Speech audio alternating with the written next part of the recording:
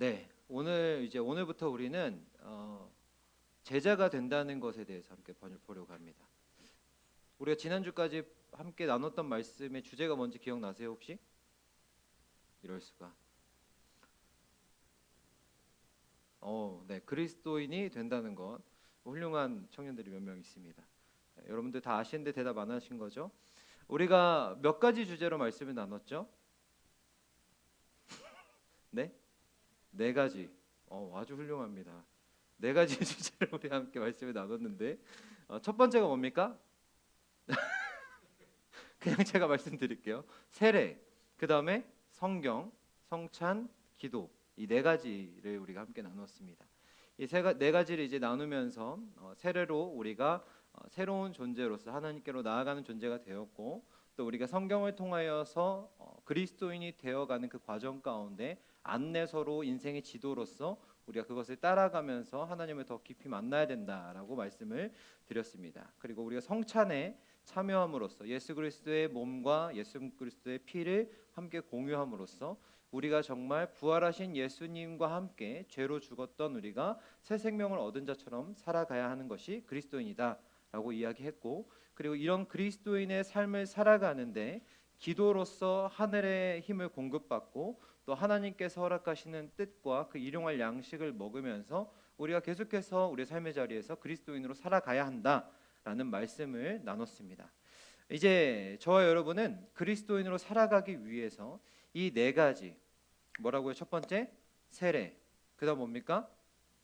그 다음에 그리고 네, 이 네 가지를 우리 함께 삶의 자리에서 그 의미들을 잘 기억하면서 우리가 그리스도인으로서의 정체성을 다 붙들고 이제 살아가야 합니다. 그렇게 살아갈 때 우리에게 어떤 일들이 일어나냐? 바로 우리가 어제죠, 담임 목사님께서 설교 중에 그런 말씀하셨죠. 예수님 짤이라는 이야기를 했었죠. 근데 여기저기서 예수님 쩔이 막 이러면서 그러는데 예수님의 값어치라는 거죠. 예수님께서 피값으로 사신 존재들이다라는 말씀을 하고 싶었는데 쩌리쩌리 하고 있어가지고 좀 속이 상했지만, 그만큼 이제 우리가 하나님의 자녀로 예수님께서 친히 값주고 사신 존귀한 자녀들로 우리가 그렇게 그런 그리스도인으로 살아갔으면 좋겠다라는 말씀을 드리고 싶습니다. 그럼 이제 참된 신앙은 그리고 아는 것, 우리가 그리스도인이 된다는 것에 대해서 이야기 나눴죠. 근데 그것뿐만 아니라 아는 것에서 참된 신앙은 항상 삶으로 확장되어야 합니다. 고대 철학자들은 그들에게 알미라는 것은 단순히 지식이 아니라 삶에서 적용되어지고 드러나는 것이 진정한 알미라고 여겼습니다. 히브리어에서 야다라는 말도 알다라는 뜻인데, 여기서 알다라는 것은 결국 지식적인 알미 아니라 경험적이고 관계적이고 결국 삶과 깊은 관련이 있는 알을 야다, 알미라고 이야기하고 있습니다. 우리가 이제 그리스도인으로서 살아간다는 것, 그리스도인이 된다는 것이 무엇인지 다 알고 있죠. 지식적으로 압니다. 그 다음 스텝은 무엇일까요? 이제 그 알을 삶에서 적용하며 살아가는 것이겠죠. 그 알미 그리스도를 좇는 삶으로 확장되어야 한다는 것입니다. 그리고 이 모습을 두고 우리는 제자라고 이야기합니다. 여러분, 제자가 된다는 것은 무엇입니까? 그리스도인과 제자의 차이가 무엇입니까? 똑같은 것처럼 느껴질 수 있죠. 네, 저도 별 차이 없을 것이라고 생각하지만 사실 좀 들여다보면 좀 다릅니다. 그리스도인은 엄연히 따지자면 그리스도인은 예수를 그리스도로 구주로 믿고 영접한 자들이 그리스도인입니다. 동의되세요? 네, 그렇죠. 하지만 제자는 거기서 한 걸음 더 나아가서 주님과 함께하는 자들이 제자입니다.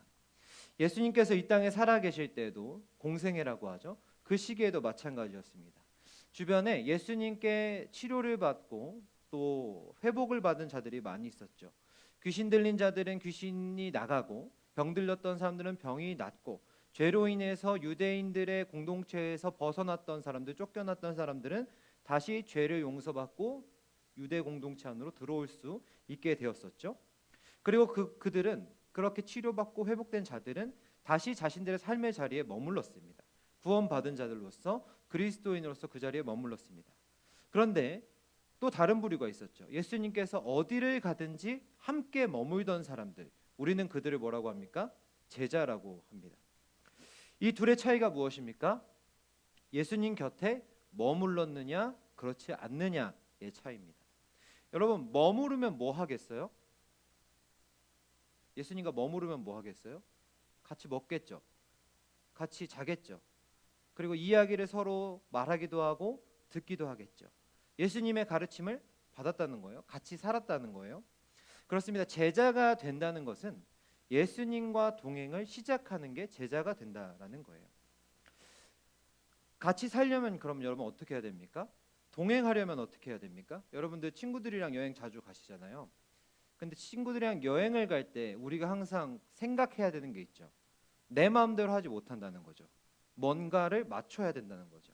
내가 또 싫어하는 것도 있지만, 내가 하기 싫은 일들도 있지만, 친구를 위해서 해야 되는 일이 있고, 그 반대 상황도 마찬가지라는 거죠. 또한 결혼 생활을 이어가려면 또 어떻게 해야 됩니까? 조율해야 됩니다. 맞춰야 됩니다. 그래서 맞춘다는 것은 어떤 면에서 보면 자신이 갖고 있던 과거의 생활 방식을 버리는 거예요. 예수님과 함께 산다는 것도 마찬가지입니다. 과거의 자신을 내려놓는 훈련을 하는 거예요. 제자가 된다는 것. 다시 말해 제자가 된다는 것은 자신이 가지고 있던, 자신이 지금 인생을 살아오면서 켜켜이 쌓아왔던 그 선입견들, 고정관념들을 다 내려놓고 닫혔던 마음의 문을 예수님께로 활짝 여는 것이 바로 제자가 되는 삶이라는 것이죠. 구원자 되신 예수께서 주시는 말씀을 향하여 귀를 열고 예수께서 행하시는 일들에 대해서 우리의 눈을 여는 겁니다. 그렇게 우리는 예수님의 제자가 되어가는 것이죠. 오늘부터 우리는 제자가 된다는 것이라는 주제로 앞으로 6주간 말씀을 나눌 예정입니다. 이 6주간 말씀을 나누면서 여러분들께 바라는 것은, 이제는 우리가 제자가 된다는 그 마음을 가지고 내가 내 삶을 주목했던 나의 시선이 나의 삶을 주목하시는 예수님께로 향하고, 내 유익만을 위해 열렸던 귀가 나를 정말로 유익하게 하시며 나를 선한 길로 인도하시는 예수님을 향하여, 그리고 예수님이 사랑하시는 타인들을 향하여, 예수님이 사랑하시는 이 세계를 향하여 열리게 되기를 주님의 이름으로 축복합니다. 오늘은 제자가 된다는 것 첫 번째 시간으로 믿음을 함께 살펴보려고 합니다. 믿음. 하나님을 향한 믿음은 제자의 삶을 사는 이들에게 없어서는 안 될 것입니다. 여러분들은 믿음이 절실하세요? 어쩌면 여러분들의 머릿속에는 그런 생각이 있을 것 같아요. 제가 여러분만 할 때는 몇 년 전 안 되지만 믿음이 정말 그렇게 중요한가라는 생각을 많이 했습니다. 믿음이 있어도 뭐 현실은 하나도 변하지 않는데 믿음이 왜 필요할까라는 생각을 했던 것 같아요. 또 믿음이 없으니까 그랬겠죠. 없어서 믿음이 있게 하기 위해서 애를 참 많이 썼는데도 잘 생기지 않았던 것 같아요. 믿음이. 이런 것들을 생각해 보면 믿음이라는 게 정말 중요할까? 정말 필요할까? 믿음이 있다고 해서 삶이 달라질까? 라는 의심이 듭니다. 그런데 오늘 본문은 이 질문에 대해서 뭐라고 답하는지 함께 봅시다. 4절 말씀에 믿음이 뭐라고 합니까? 세상을 이기는 승리는 이것이니 우리의 믿음이다. 무슨 말입니까? 믿음은 뭐를 이긴다는 거예요? 세상. 여러분, 세상을 이기는 거죠. 이 말은 현실과 동떨어진 종교적 선언이 아닙니다. 믿음은 실제로 우리의 삶을 변화시키는 원리이며 하나님께서 저와 여러분에게 주신 생존 전략이에요. 그렇다면 오늘 본문의 저자인 요한은 어떤 맥락에서 이 믿음이 세상을 이기는 힘이라고 말씀하고 있는지를 함께 살펴보겠습니다. 오늘 본문이 기록된 요한일서는 이제 사도 요한이 1세기 후반에 에베소 지역의 교회들을 대상으로 기록한 서신입니다. 이 당시에는 내부적으로 외부적으로 문제가 있었어요. 내부적으로는 이단 사상의 도전이 있었습니다. 영지주의라는 이단의 도전이 있었어요. 영지주의가 뭔지 아시죠, 여러분? 아실 거라고 믿어요. 영은 선한 거고 육은 악한 거다. 영은 육과 결코 섞일 수 없다. 그래서 이런 논리대로라면은 예수님께서 육신을 입으신 성육신 사건은 가짜다라는 거죠. 다시 말해서 성육신한 예수님은 가짜고, 다만 우리가 예수님을 정신으로, 예수님을 그저 하나의 신념으로 믿는 것이다라고 주장하는 이야기들이 교회 안에서 당시 사도 요한 시대에 이렇게 스멀스멀 올라왔다라는 것이죠. 그런 것들을 주장하는 이단들이 이 초대교회 가운데 퍼지고 있었다는 거죠. 또 한 가지 문제는 이제 외부의 문제였는데요. 로마 제국의 핍박과 세상의 가치관으로 충만한 사회가 교인들을, 성도들을 흔들었다라는 것이죠. 당시 기독교인들은 우리처럼 이렇게 편하게 신앙생활할 수 없었습니다. 이렇게 따뜻한 데서 할 수 없었습니다. 다들 숨어서 몰래 춥고 배고픈 가운데 하나님을 믿었고 예수님의 이름을 불렀습니다. 이렇게 찬양하지도 못했습니다. 더욱이 그렇게 박해를 받으면서도 동시에 어떤 유혹들이 있었냐면, 기독교는 하나님을 믿는 사람들, 예수님을 믿는 사람들은 어떻게 해서든지 서로를 섬기고 또 배려하고 또 함께 살아가기 위해 애쓰는 공동체였지만, 로마의 문화는 쾌락주의였습니다. 네가 행복하면 된다라는 것이었습니다. 인간 중심의 철학이 팽배한 그런 사회였습니다. 로마인들은 기독교인들을 멸시할 뿐만 아니라 굉장히 조롱했죠. 그렇게 살아봤자 소용없다고 말입니다. 이런 맥락에서 보면 다시 말씀으로 돌아와서 요한이 바라보는 세상, 믿음으로 세상을 이긴다고 했는데 그 세상은 어떤 겁니까? 하나님을 지독히도 거부하고 또 하나님을 지독히도 싫어하는 인간의 죄악된 시스템이라는 것입니다. 하나님을 대적하는 종교적인 신념, 가치관, 문화, 그리고 개인의 유혹뿐만 아니라 구조적인 그 모든 것들을 포함하는 것이 세상이었다라는 것이죠. 예나 지금이나 여러분, 세상은요 끊임없이 세속적인 가치관을 우리에게 요구합니다. 강요합니다. 성공을 강요하고요, 쾌락을 강요하고 물질주의적인 목적을 강요합니다. 그러나 하나님 나라의 원칙은 다르죠. 요한은 믿음만이 이런 종교적 거짓 가르침, 영지주의나 권력의 박해, 또 세상의 유혹을 이기고 하나님 나라의 원칙을 따를 수 있는 유일한 힘이라고 말하고 있는 것입니다. 물론 세상을 이기는 믿음을 가지고 살아가는 일이란 사실 쉽지 않습니다. 그 길은 불편합니다. 굉장히 불편하겠죠. 그런데요, 아이러니하게도 그런 불편한 그 길 가운데 무엇이 있냐면 세상이 줄 수 없는 참된 평안과 만족이 있습니다.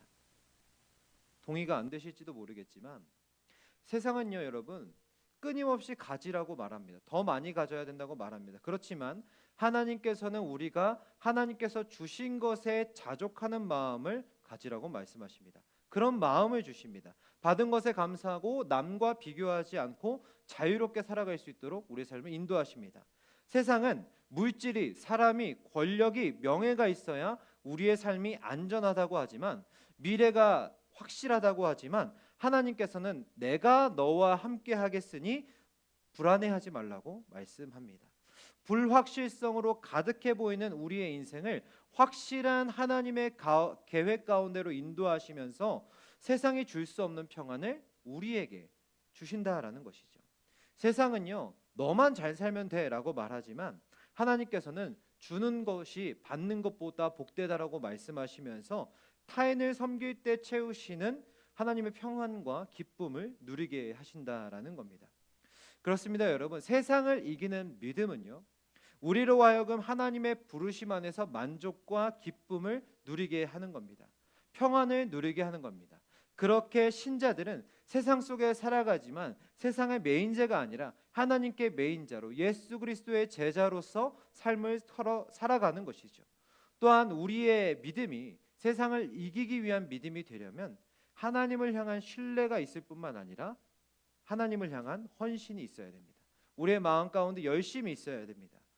우리의 믿음은요 여러분, 내가 믿는다고 한다는 것은요 하나님께서 나의 삶을 좋게 이끌어 가실 거야, 하나님께서 내 삶을 선하게 하실 거야 라는 것을 맡기고 그 결과를 기다리는 것에서 멈추면 안 됩니다.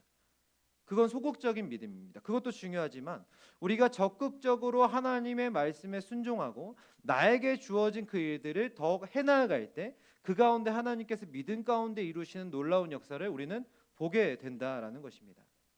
많은 사람들이요 믿음을 하나님께 맡기고 난 아무것도 안 하고 이렇게 생각을 합니다. 이거 반쪽짜리 믿음입니다. 믿음 있는 학생이라면 여러분 하나님께 맡겨드리지만 열과 성을 다해서 공부해야 하겠죠. 믿음 있는 운동선수라면 하나님께 맡겨드리지만 정직과 성실로 자기가 해야 할 훈련량들을 해내야 됩니다. 그리고 경기장에서 숨이 차도록 뛰어야 합니다. 성경에서 말하는 믿음은요, 이처럼 수동적인 것이 아니라 능동적인 순종과 헌신이 항상 함께 가는 겁니다. 무턱대고 그냥 가는 게 아니라는 겁니다. 여러분 다윗의 경우를 한번 보세요. 골리앗과 싸웠죠. 그 작은 소년이 그 엄청 기골이 장대한 골리앗을 어떻게 맞설 수 있었을까? 규호 같은 골리앗을 어떻게 이길 수 있었을까? 제가 규호를 어떻게 이기겠어요? 피지컬이 안 되는데. 자, 그런데 다윗이 어떻게 그렇게 섰을까요? 그 어린이가 아무것도 모르, 소년이 아무것도 몰라서 세상 물정 몰라서 그 자리에 나아갔을까요? 아닙니다. 다윗은요 믿음이 있었지만 그 믿음 뒤에 무엇이 있었냐면 항상 자신에게 맡겨진 양들을 지키기 위한 수없는 수백 번 수천 번의 물맷돌질의 연습이 있었습니다. 그게 얼마나 지루했겠어요. 뭐가 재밌어요 물맷돌 던지는 게. 근데 그것을 자신에게 맡겨진 양들을 보호하기 위해서 자신의 삶의 자리에서 부르신 자리에서 끊임없이 시행착오를 겪으면서도 연습했다라는 것입니다. 포기하지 않고 권태스러워하지 않고 일상을 정직하게 살아간 다윗이 믿음을 가지고 골리앗 앞에 섰을 때 그 물맷돌이 골리앗의 이마에 박히게 된 것이죠. 거기서 하나님께서 승리를 주신 것이죠. 그것이 믿음의 결과라는 것을 우리에게 보여주고 있는 것입니다. 그렇습니다, 여러분. 믿음은요 하나님께 맡기는 것이지만 맡기기만 하는 것은 아닙니다. 그 뜻을 이루기 위해 믿음대로 이루시는 하나님의 손길에 우리가 만족하게 하기 위해서 우리의 일상을 정직과 성실로 살아가는 겁니다. 행동해야 되는 것이고 그렇게 우리의 삶을 헌신해야 되는 것이죠. 하나님께서 내 삶을 인도해 주실 거야 라고 결단하고 믿음의 걸음을 떼는 것이 중요합니다. 하지만 그 전에 하나님이 주신 그 기회와 사명을 붙잡고 저와 여러분이 주어진 삶의 자리에서 적극적으로 순종하며 또 헌신하며 살아가는 것이 온전한 믿음이다라는 겁니다. 그래야 우리가 우리의 삶을 통해서 역사하시고 우리의 헌신을 통해 열매 맺게 하신 하나님을 경험할 수 있게 된다라는 겁니다. 그렇습니다, 여러분. 세상을 이기는 믿음은요 우리의 실제적인 삶의 태도와 변화를 가져오는 거예요. 우리가 이런 믿음을 통하여 주님께서 택하시고 부르신 제자로 주님과 동행하며 주어진 삶의 자리에서 날마다 승리할 수 있었으면 좋겠습니다. 그런데 여러분 문제가 하나 있죠. 이런 믿음 또 이런 세상을 이기는 믿음이 갖기가 어렵다는 거죠. 쉽지 않다는 거죠. 아니 어쩌면 우리의 힘으로는 불가능할지도 모르겠어요. 그럼 우리는 제자가 될 수 없습니까? 불가능한데? 아닙니다. 왜냐하면 그 믿음은 우리가 아니라 하나님께서 주시고 보존하시기 때문에 그래요. 히브리서 12장 2절에는 믿음의 주가, 믿음의 창시자가, 믿음의 완성자가 예수님이라고 말씀합니다. 그리고 빌립보서 1장 6절에서 뭐라고 말씀하시냐면 하나님께서 너희 안에 착한 일을 시작하신 하나님께서 그 일을 이루실 것이다 라고 말씀하고 계십니다. 그렇습니다, 여러분. 우리의 믿음은요 우리가 시작한 게 아니에요. 우리가 시작한 게 아닙니다. 하나님이 시작하셨고 하나님이 끝까지 이루어 가십니다. 제가 믿음이 좋아 보이지만 전혀 좋지 않습니다. 하지만 저는 실망하지 않습니다. 하나님께서 저의 믿음을 계속해서 훈련시키시고 보존시키시고 결국 하나님의 일에 쓰실 것을 믿기 때문이죠. 여러분도 그러했으면 좋겠습니다. 우리가 나의 실력, 나의 신앙의 실력을 보고 믿음의 실력을 보고 좌절하고 낭망하고 포기하는 것이 아니라 그보다 훨씬 크시고 나의 삶의 자리 가운데 넉넉히 일하시는 하나님의 인도하심과 이끄심을 믿으면서 하나님께 우리의 삶을 맡겨드리고 우리가 그 믿음의 길을 따라 걸어갈 수 있었으면 좋겠어요. 여러분 이게 믿음입니다. 그런데 또 하나 문제가 있어요. 뭡니까? 믿음이 안 생긴다는 거야. 안 생겨. 잘 모르겠다는 겁니다. 그렇죠? 어떻게 해야 될지 모르겠다는 겁니다. 대부분의 청년들이 그런 말을 많이 합니다. 신방을 해보면 사실 저는 잘 모르겠다고. 사실이라는 말이 나오면 전 굉장히 불안한데 사실 믿음이 없다 이렇게 얘기합니다. 그런데 여러분 그럼 어떻게 해야 될까요? 어떻게 해야 될까요? 다른 방법이 없습니다, 여러분. 특별한 방법이 있는 것이 아닙니다. 하나님께 간절히 구해야 합니다. 예레미야 29장 13절에 이렇게 말씀합니다. 너희가 온 마음으로 나를 구하면 나를 찾을 것이요 나를 만나리라 라고 말씀하십니다. 우리가 이 말씀을 통해서 돌아봐야 될 게 있어요. 나는 온 마음으로 하나님을 구했는가? 온 마음으로. 예레미야 29장의 말씀의 배경은 이스라엘 백성들이 바벨론 포로로 잡혀갔던 상황이에요. 당시 이스라엘 백성들은 끌려갔던 게 벌을 받아서 끌려간 거거든요. 죄를 지어서 하나님에 대한 심판으로. 그러나 하나님께서는 예레미야의 입을 통해서 말씀하시는 것이죠. 너희들이 죄를 지었지만, 너희들이 죄악되었지만 다시 나를 찾고 나를 다시 구하면 내가 너희를 만나주겠다. 그냥 만나주겠다고 안 하시고 반드시 만나주겠다라고 말씀하십니다. 온 마음으로 구하면. 이스라엘의 현실이 어땠어요, 여러분? 포로 생활. 우리가 포로가 돼본 적은 없지만 아무것도 자신의 마음대로 할 수 있는 게 없는 상황이죠. 미래가 보이지도 않고 언제 고향으로 돌아갈 수 있을지도 모릅니다. 그냥 안개 낀 현실이고 어두컴컴한 현실입니다. 그런데 그 가운데 하나님께서는 자신을 찾으면 만나주겠다라고 말씀하세요. 하나님의 사랑은, 하나님의 자비는 징계 속에서도 여전히 진행되는 사랑이고 자비였던 것입니다. 도저히 하나님을 볼 수 없는 아픔과 절망과 고통의 순간에도 하나님께서는 그들을 만나주시겠다라고 말씀하고 있는 겁니다. 아픔과 절망, 고통으로 암흑이 가득한 상황에서도 더듬더듬 하나님을 찾는 것처럼 보일 수도 있습니다. 아니, 그런데 하나님을 부르기만 하더라도 하나님께서는 그들을 만나주신다는 거예요. 이 경우를 한번 생각해 보세요. 여러분들이 컴컴한 방에 있어요. 근데 누군가를 찾아야 돼요. 저를 찾아야 돼요. 불을 닫고 저를 찾아야 돼요. 그럼 어떻게 해야 됩니까? 여러분들 앞이 보이지 않아요. 어떻게 해야 됩니까? 저를 만나려면 저를 부르면 되죠.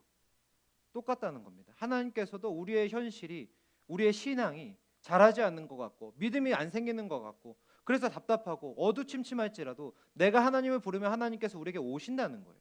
그것을 약속하고 있다는 것입니다. 우리의 상황과 환경을 초월해서 자기를 찾는 이에게 찾아오신다는 겁니다.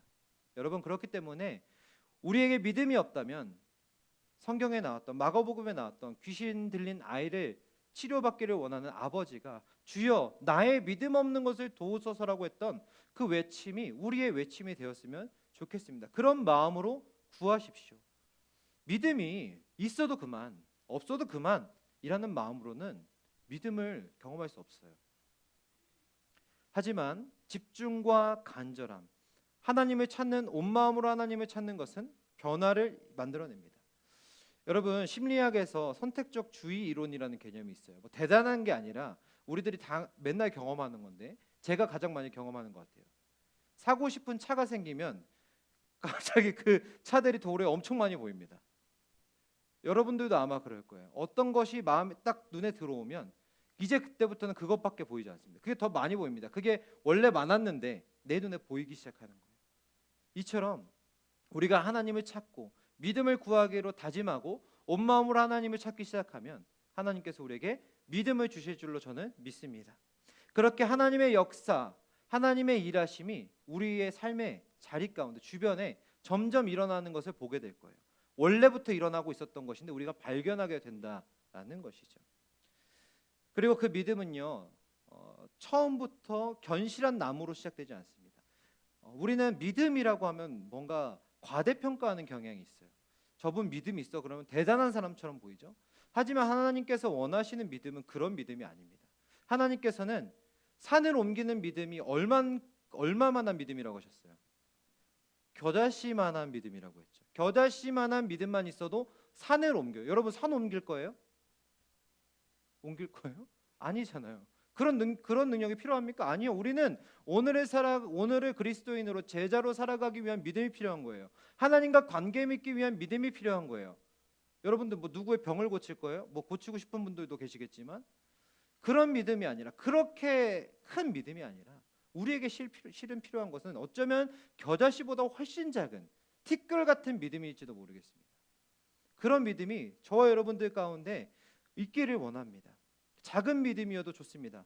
하나님께서 그 믿음을 우리에게 심으신 그 믿음의 씨앗을 잘하게 하실 것이기 때문에 그래요.